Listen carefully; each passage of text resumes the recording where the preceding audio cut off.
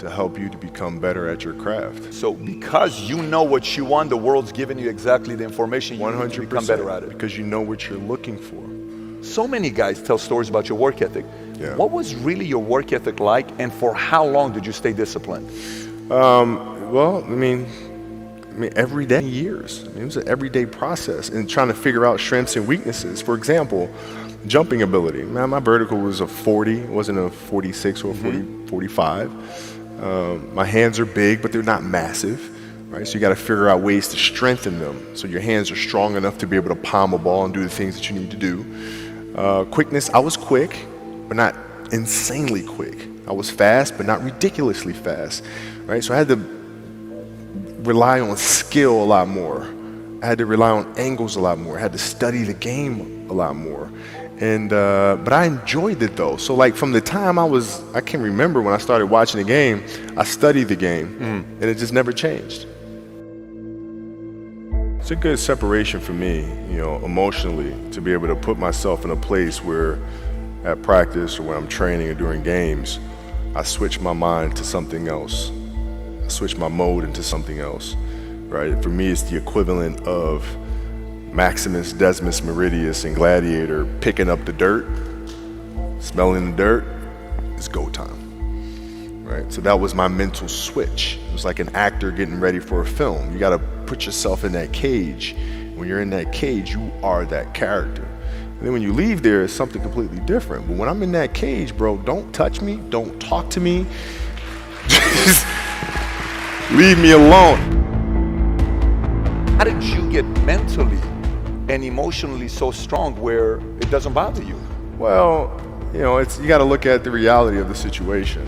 Like for me, it's not, you kind of got to get over yourself. Like, it's not about you, man. Like, okay, you feel embarrassed. You're not that important. Like, get over yourself. That's where you go. Get over yourself, right? Like you're worried about how people may perceive you and like you're walking around and it's embarrassing because you shot 5 air balls. Get over yourself. Right? And then after that, it's okay, well, why did those air balls happen?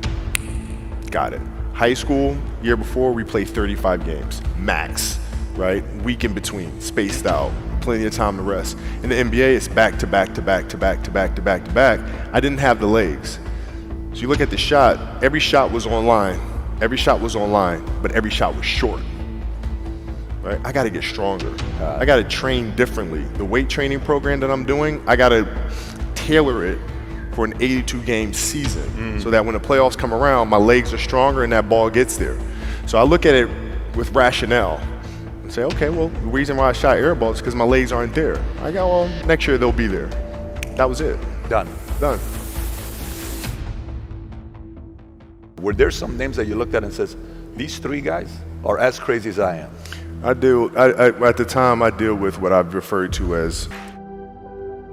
If you're looking at a big investments you got to make, what is the decision-making process there? Do you call? Is there first you do your own research? You take this much time. You call an advisor. Is there a system you follow? It's pretty simple for me. It's do you understand the business? Is it a business that you can help in some form or fashion? What are the barriers of entry to that business? And then the entrepreneurs themselves, the company itself, right? Do they have a culture that you believe is sustainable? Are these leaders people that you believe in? Are they people that are obsessives? And in turn, have they created a culture of obsessiveness? So I tend to look at those 4 factors, and that's it. That's big right there, by the way. I don't know if you guys caught that right there. That's pretty massive right there. Same determination. What's your current work schedule look like today? It's different because I personally am not writing every word of the novels. I am not animating the films. What I have to do now is make sure that the people that we bring in, these obsessives that we bring in, are challenging themselves to do the best job that they think they can do. That's what I'm there for, is for them to constantly look in the mirror and self-assess and challenge themselves. If we have a project and you're saying, okay, I can do that, that's not the project we want. The projects that say, I don't know if I can animate that. I don't know how to write that story. I don't know how to do that. those are the things we want, because through that curiosity, you'll reach a level that you didn't think was possible. And so running the studio, that's what I'm doing.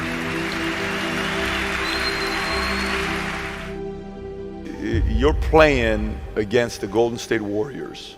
Score is 107-109. You guys are close to getting into the playoffs. You know exactly what happens in the game. You go up, you're about to take your shot, and then all of a sudden, boom, Achilles happens, right?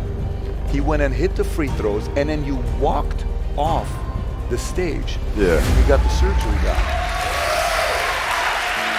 I went in the trainer's room, my kids are in there, and they're looking at you and stuff, and I'm looking at them, and I'm like, it's all right, Dad's gonna be all right. It'll be fine.